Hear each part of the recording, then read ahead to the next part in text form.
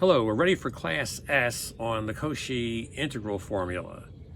Now this is going to be very important in engineering physics because when we take a differential equation and set a delta function for the source term, and then we do the Fourier transform to go to a space where we can do algebra and solve in the algebraic space, then come back with an inverse Fourier transform, it will involve an integral where we use this Cauchy integral formula will help us do the integral. That's how we'll do it.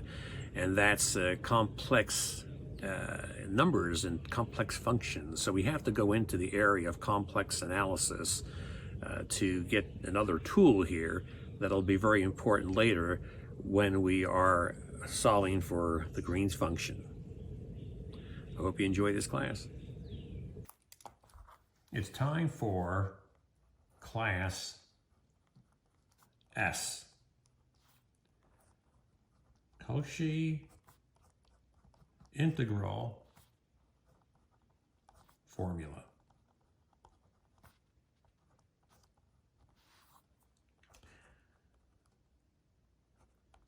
And the Cauchy-Riemann conditions.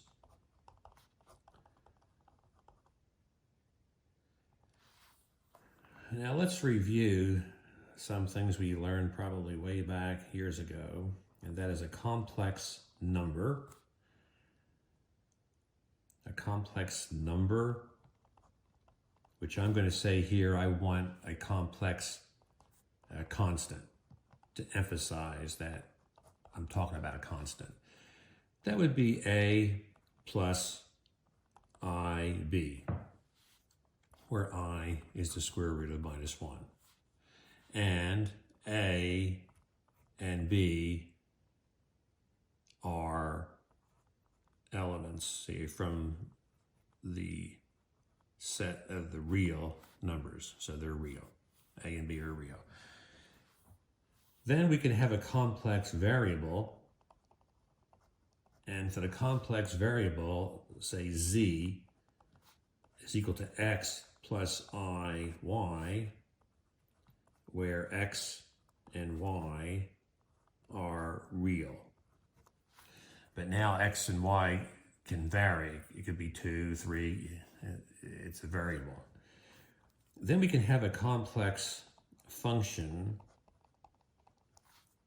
and that would be a function f of z, and that can be written as some u function of x and y plus the imaginary number I times a v function x and y, where u and v are real. Okay? Now the question is, question one is differentiation well defined for complex functions. All right. Well, let's look at this.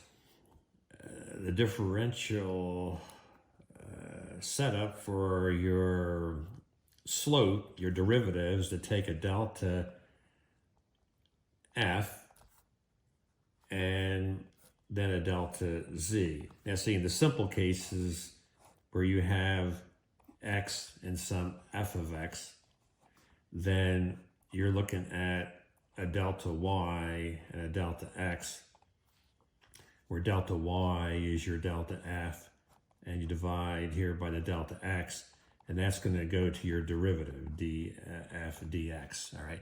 But here we have a more complicated situation. The f has two pieces. It has the u piece and a v piece, imaginary piece, and then the z is complicated. It's got two pieces. So what is going on here?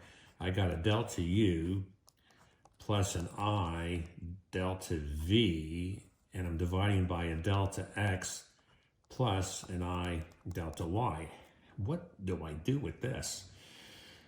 Well, see, in this case, you would take your limit as delta x goes to 0 and be done, be finished. Here, I can take the derivative like in different directions. I could go in the x direction or the y direction. So let's look at that. Let's say we're going to go along x. If we go along the x direction, all right, that means we're going to keep the y constant. So that means we're going to have delta y equals 0. So that my delta x is along the x. I'm going to go along the x. Then this is going to get me the partial of u with respect to x plus the partial I times the partial of v with respect to x. So you're basically taking delta y to be 0 and go along the x. But I can also go along the y, make that choice, where the delta x is 0, and I'm going to take my step along the y. If I do that, this is gone, and I have the partial of u, this is gone. I have the partial of u with respect to, and there's a 1 over I here. This is kind of weird.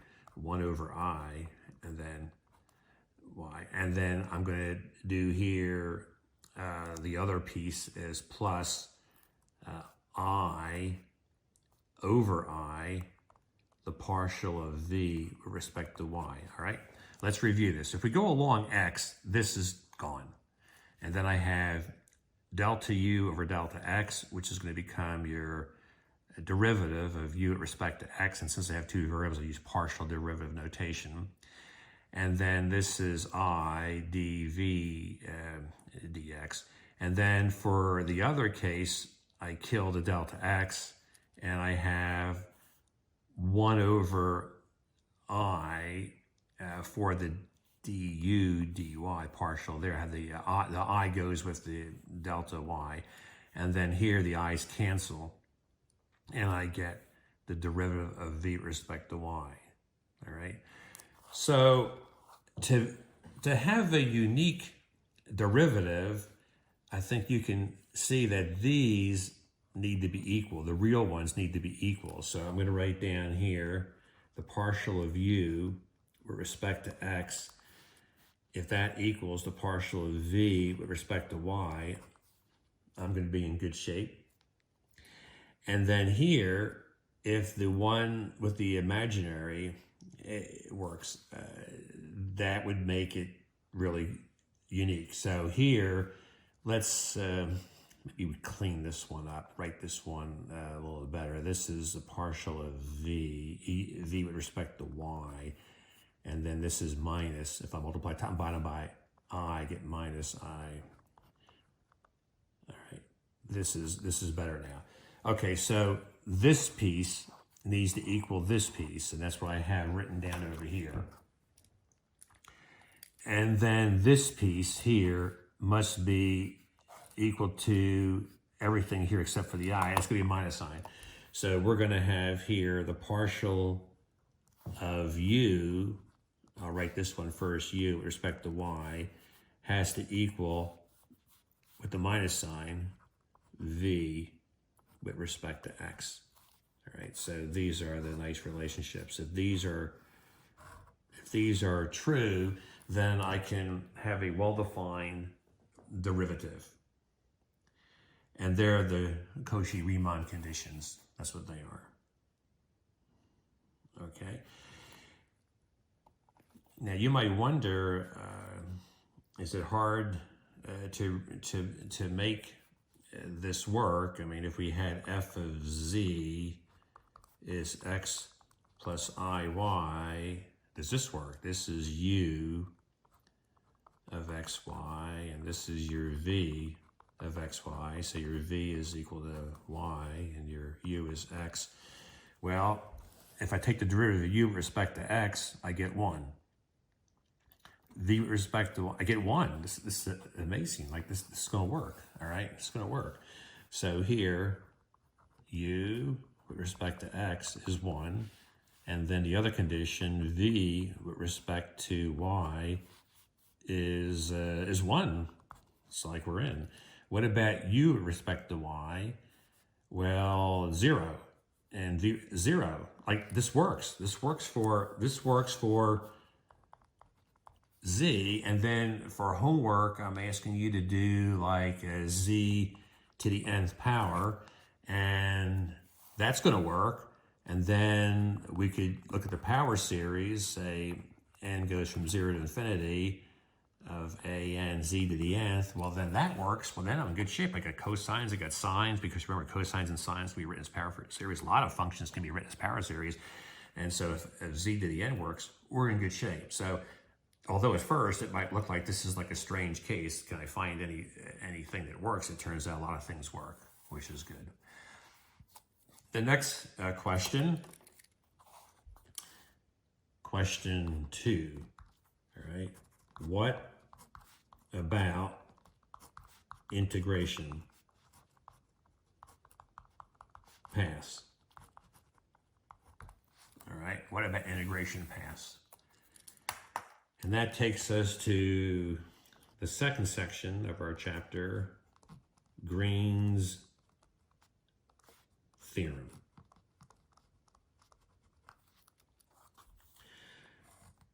You see, when we have a function of complex number, we're going to indicate this as the complex z-plane. So this is your x and this is your y.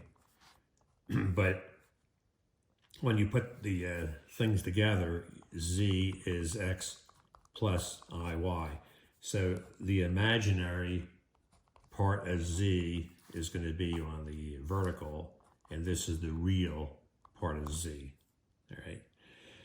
And here, if we go from one point to another to integrate, we integrate, it's like 2 dimensions. We have x and y, so there's like a path.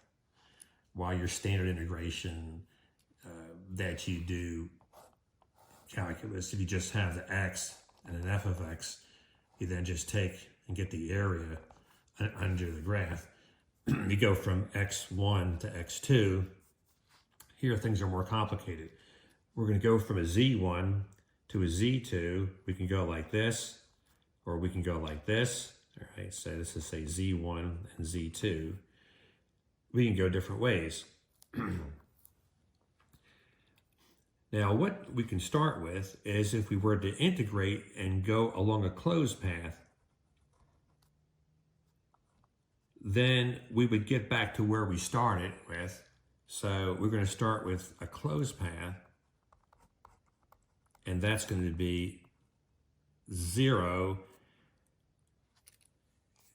Just like if you integrated from x1 to x1 in the regular case, like there's no area under the graph, like there's like nothing. So if x1 equals x2, you get 0, all right?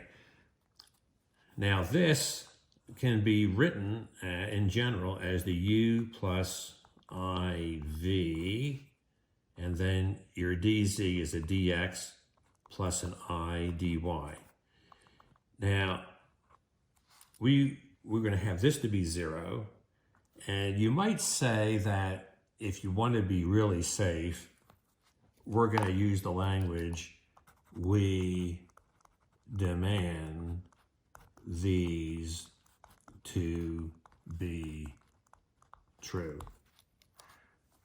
I want that to be the case, because then it's like up here where if I went from x, if I did some integral from x1 to x1 of f of x dx, I would get 0. All right, because whatever this would be, it'd be something like g of x, evaluate at the same place, x1, x1, so you can subtract and you get 0.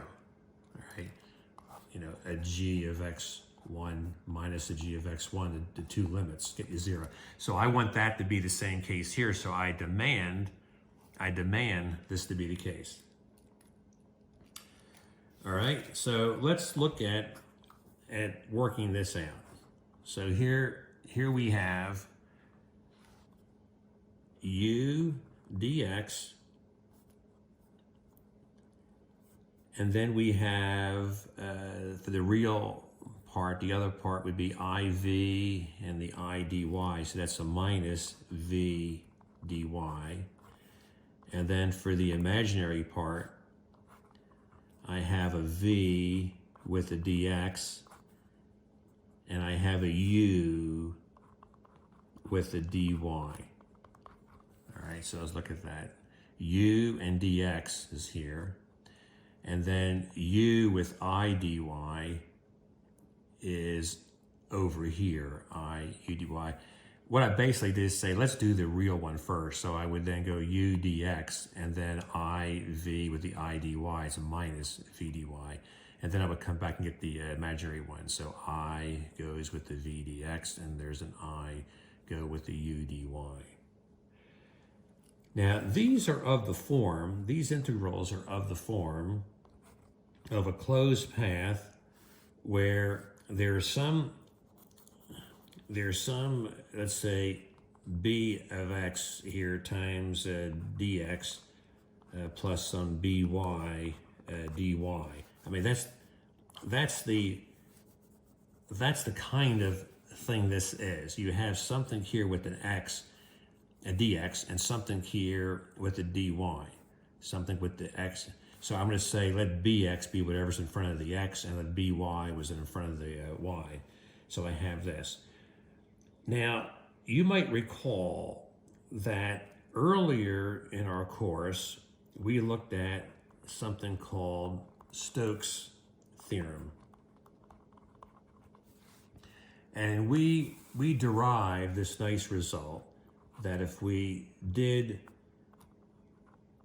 b dot dl and went around a closed loop, right, a loop, that we got this to be equal to, and say, so we have some like loop there, then this is the area, integration over the area, and this would be the del cross b. All right, so this was derived in a previous class, which is a prerequisite, to understand this class, so that we already have done this. All right, and the dA in this case, since we're in a flat plane, is k a unit vector dx dy. All right, this is a more general case that we did, but in this case we're doing a reduced case.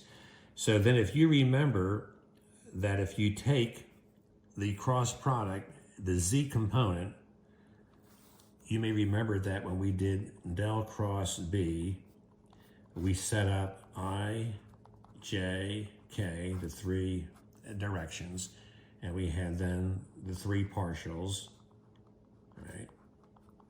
This is the del operator. And then we had here bx, by, and bz.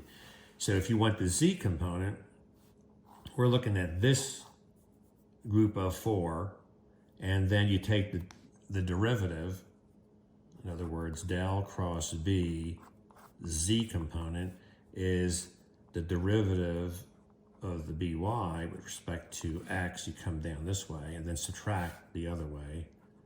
This is b x, so this cross like that, and then this is, we got this.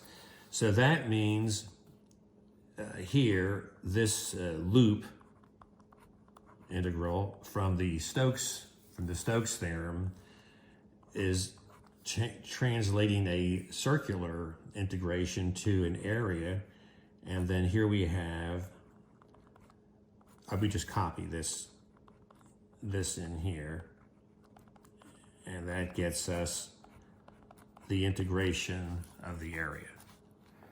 All right. Now, if you look at this, this is very similar to our problem at hand as we're going to apply this, and we're going to look at this thing. See, if we started out with this one here, this would be here some bx dx plus some by dy for doing the loop. because your DL in 2 dimensions, you're basically looking at a vector, a dx and a dy. So this applies to what we're doing. This applies to what we're doing. Now you can think of the Green's theorem. Green's theorem is a special case of Stokes' theorem. Since we are in a plane. So this case here, this case is considered the Green's theorem. All right, so if we look at this and how we're going to apply this, we want this to be 0. That's what we said. All right, so like this has to be 0. Well, that means if that has to be 0, we're going to have we're going to set this to be 0. The partial of b y with respect to x has to equal the partial of bx with respect to y. All right. So let's look at what we have. What we have here are 2 of these situations. So that means the partial of the y1, right, what hits the y1 with respect to x has to be the partial of the b1 with respect to y. So remember, this is your u, in this case is your bx, and your by here is your minus v. So that means I'm just going to copy this again. I want this one to equal the partial bx with respect to y. So here, what is the y? In this case, it's minus v. So this means the minus v with respect to x. And what is the bx? In this case, it's u. So that's u with respect to y. And now this is amazing. This is exactly what we had up here. Like, whoa, like the same condition. Is it possible that the other one is the same too? All right, let's look at that. For the next one, the y is the u.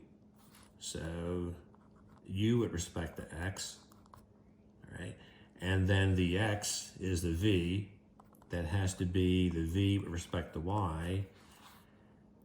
And that is the one we had before. U with respect to x. Amazing. The same condition. So amazing. The same results as earlier. All right. In other words, Cauchy-Riemann conditions, the same conditions. So when these conditions are met, we say that the function f of z is analytic. Now, I'd like to write down Green's theorem for you, because when I took vector analysis many years ago, I learned Stokes' theorem, I learned the divergence theorem, and Green's theorem as like the big 3. And we've already done 2 of the big 3. We've done Stokes' theorem and we've done the divergence theorem. The divergence theorem involved going from a surface and in three dimensions. So that's a previous class we already had. So let me add to those 2 the Green's theorem. And the Green's theorem, if you have a closed loop here, I'll emphasize this with the C and the loop sign. You have some L dx plus M dy. This is equal to some area of that in that enclosure. And here, we're basically going to write down these results again. You take the y1, which is the M, and go with respect to x, and then you subtract here the x1, which is the L, with respect to y, and dx dy. Now, this is not equal to 0 in general. But this is the Green's theorem. The Green's theorem is this right there.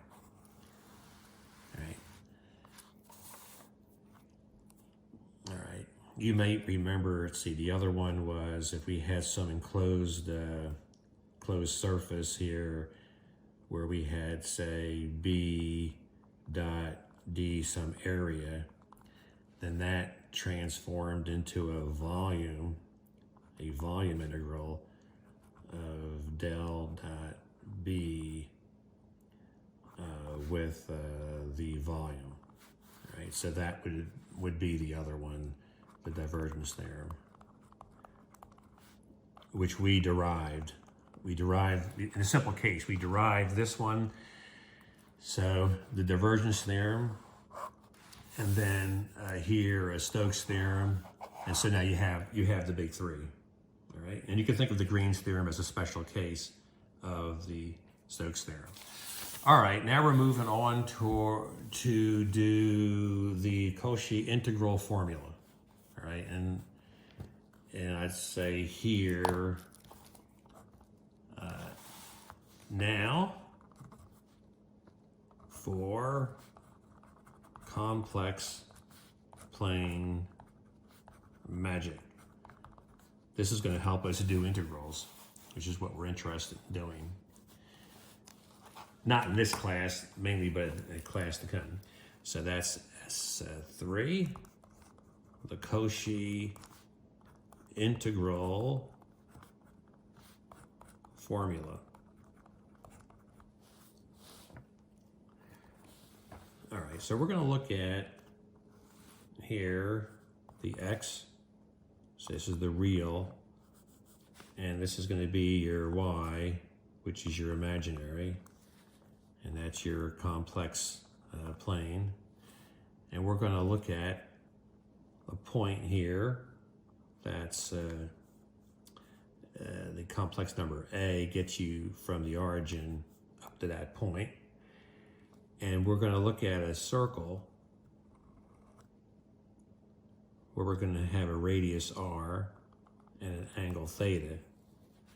And we're going to consider here doing an integral counterclockwise. And this is the function we have chosen. This is so cool because this is a singularity. In other words, when z equals a means blow up time. And we're going to find in engineering physics, we're going to do integrals like this, and we're going to try to handle them. They're similar. But for now, it's pure math. Let's not worry about the applications. That's going to come in another class. So this is a singularity.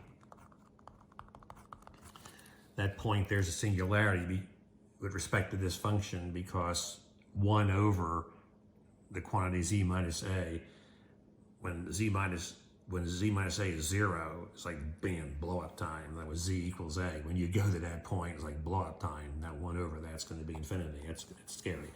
So let's look at the points along the circle. All right, the points on the circle would be a to get me here, plus r, the radius, cosine theta, plus I, r, sine of theta. All right. So that means we can write this as r e to the I theta using the Euler relation. All right. Notice also that dz, this is a constant, so that would be simply here the I r e to the I theta d theta. So if you take like a derivative of z with respect to theta, you'd pull the I down and have that. All right. So let's proceed now along these lines, see what we get. We look at here the integral, all right, 1 over z minus a dz. We're going to now substitute in. This is going to be an integral 0 to 2 pi. We're going to put in for the z minus a is going to be r e to the I theta. So that means we have r e to the I theta, because z minus a, you just simply take this z, subtract the a, that's all you got, r e to the I theta. And then dz is this thing, so this thing comes up here, I r e to the I theta and d theta. And now we get some nice cancellations. So here's some magical stuff is occurring here. So this cancels, and this is 0 to 2 pi I hanging around d theta. Well, the I can just come right out like that. And if we're going to integrate, this is easy, this is just theta, and 0 to 2 pi, that's going to be 2 pi I. So by dancing around the singularity and doing this integral around the circle, we get this cool result, which will have a lot of power in application. So integrating around a singularity is scary, yet we got this answer, we got this result. So I, which is this integral counterclockwise, 1 over z minus a dz, the answer is 2 pi I. What a wild result. All right, now we're going to consider here the integral around a closed path where there's some f of z over z minus a dz. And in this case, the fz is going to have no singularities. It's going to be a well-defined, nice function for us. All right? So no singularities. All right. So what's going to happen here is we're going to play a little trick, a little game. We're going to add and subtract the function evaluated f at a. So we're going to subtract first, and now we have to add. So now we add, right? And this is going to be here 1 over z minus a dz. So notice here that I have subtracted the function evaluated at a, and then I have added and pulled it out of the integral sign because it's a constant. All right, and here I want it in there specifically for a reason. All right, I don't want to pull it, I want to have it in there. Okay, so this one we know is going to be 2 pi I. All right, so this here is going to be 2 pi I f of a. Right, and now I'm going to show you that this one is going to be 0. All right, so to do that, we're going to look at this is when you do this thing here, you're basically saying if I have a plus I b, and I'm finding here like the length of the z. They think of the z as a vector. This is going to be like the square root of a squared plus b squared. All right. So if I do this on this integral here, f of z minus f of a over, say, z minus a dz, like that, then I'm going to be looking at here, working on the inside, like this. Z minus a is capital R, and then the dz here, I'll consider some ds, some arc length in going around the circle, a little ds here. And this is going to be less than or equal to some maximum value,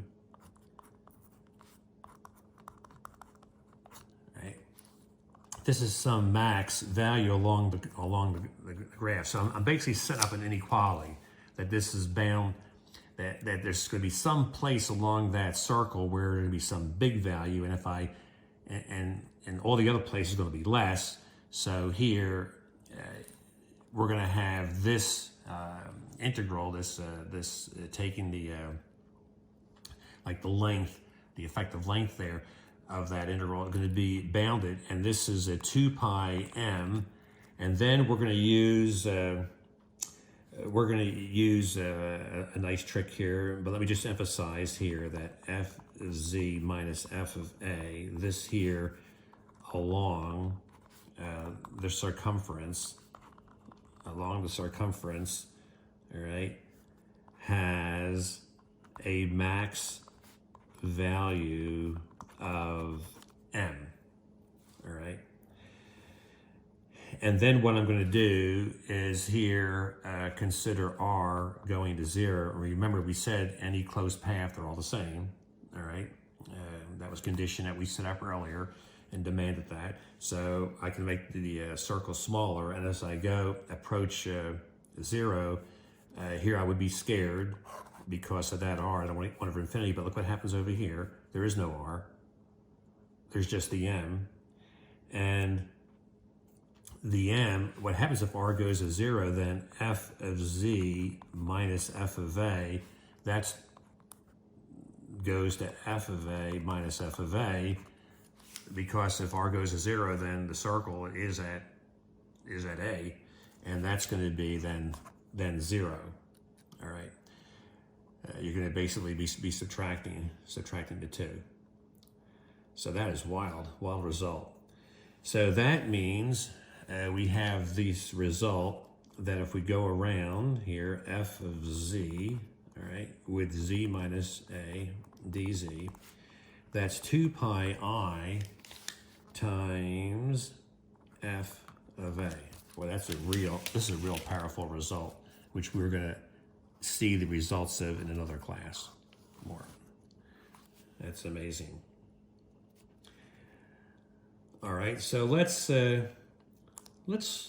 look at this. This is true for any closed path, and let's just look at this carefully some more, just to really master this idea. So here we have x and y, and let's look at this point here, z equal to a, and let's look at going around some like weird path, all right, here, and then we're going to shoot down here.